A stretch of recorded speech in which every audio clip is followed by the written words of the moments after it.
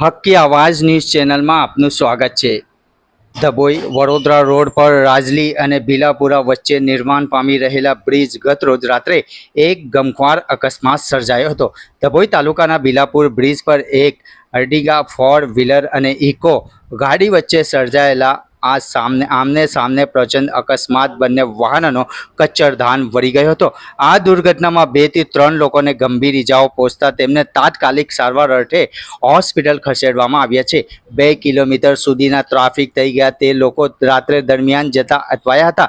ઘરે આવતા લોકો પણ અટવાયા હતા। આ અકસ્માત પગલે ધભોઈ પોલીસ એક્શન મોડમાં આવી છે અને માર્ગ પર મકાન વિભાગ R&B તેમજ કામ કરી રહેલી કોન્ટ્રાક્ટર અને એજન્સીઓ સામે કડક વલણ આપવાનું છે।